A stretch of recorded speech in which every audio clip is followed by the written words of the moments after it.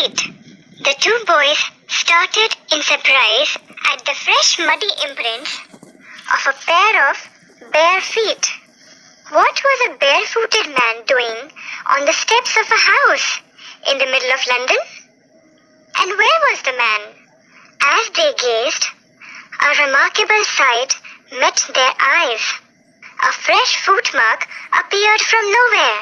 Further, footprints followed, one after another, descending the steps and progressing down the street. The boys followed, fascinated, until the muddy impressions became fainter and fainter, and at last disappeared altogether. The explanation of the mystery was really simple enough.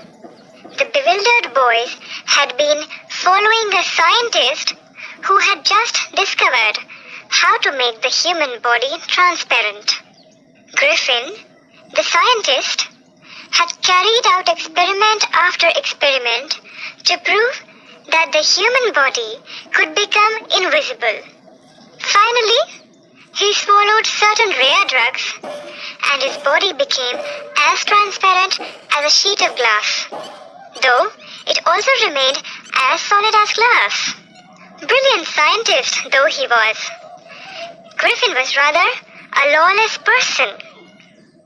His landlord disliked him and tried to eject him. In revenge, Griffin set fire to the house. To get away without being seen, he had to remove his clothes. Thus, it was that he became a homeless wanderer, without clothes, without money, and quite invisible, until he happened to step in some mud, and left footprints as he walked. He escaped easily enough from the boys who followed his footprints in London. But his adventures were by no means over. He had chosen a bad time of the year to wander about London without clothes. It was midwinter. The air was bitterly cold, and he could not do without clothes. Instead of walking about the streets, he decided to slip into a big London store for warmth. Closing time arrived, and as soon as the doors were shut, Griffin was able to give himself the pleasure of clothing and feeding himself without regard to expense. He broke open boxes and wrappers and fitted himself out with warm clothes. Soon, with shoes, an overcoat, and a wide-brimmed hat, he became a fully dressed and visible person. In the kitchen of the restaurant, he panicked and began to run. They naturally gave chase. In the end, he was able to escape only by quickly taking off his newly found clothes. So once more, he found himself invisible, but naked in the chill January air. This time, he decided to try the stock of a theatrical company in the hope of finding not only clothes, but also something that would hide the empty space above his shoulders. Shivering with cold, he hurried to Drury Lane, the center of the theater world. He soon found a suitable shop. He made his way invisible upstairs and came out a little later wearing bandages round his forehead, dark glasses, false nose, big bushy side whiskers, and a large hat. To escape without being seen, he callously attacked the shopkeeper from behind, after which he robbed him of all the money he could find. Read and find out. 1. Why does Mrs. Hall find the scientist eccentric? 2. What curious episode occurs in the study? 3. What other extraordinary things happen at the inn?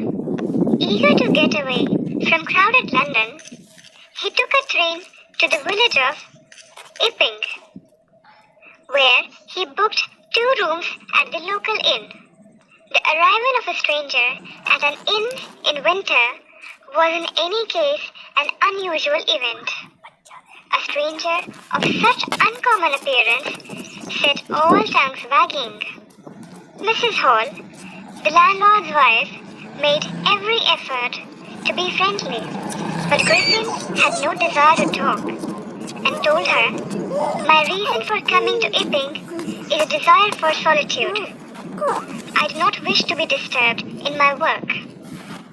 Besides, an accident has affected my face."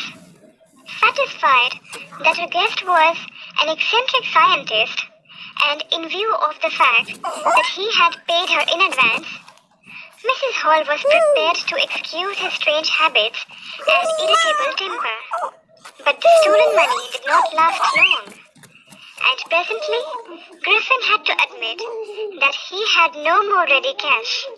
He pretended, however, that he was expecting a check to arrive at any moment. Shortly afterwards, a curious episode occurred. Very early in the morning, a clergyman and his wife were awakened by noises in the study. Creeping downstairs, they heard the chink of money being taken from the clergyman's desk.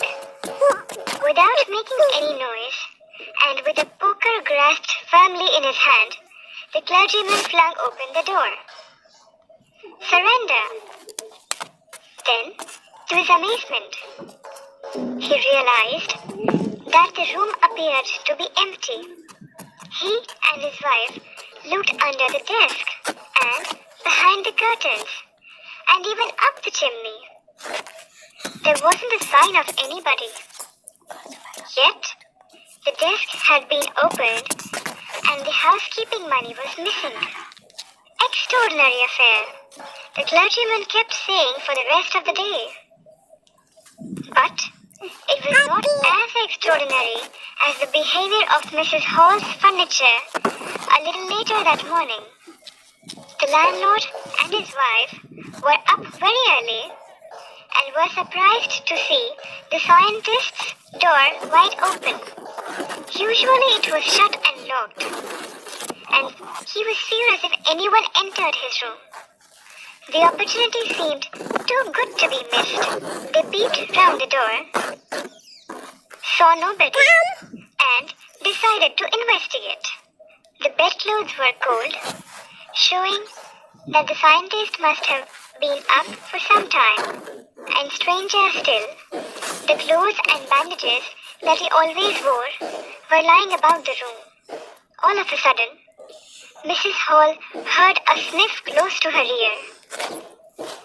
A moment later, the hat on the bedpost leapt up and dashed itself into her face. Then, the bedroom chair became alive. Springing into the air, it charged straight at her legs foremost.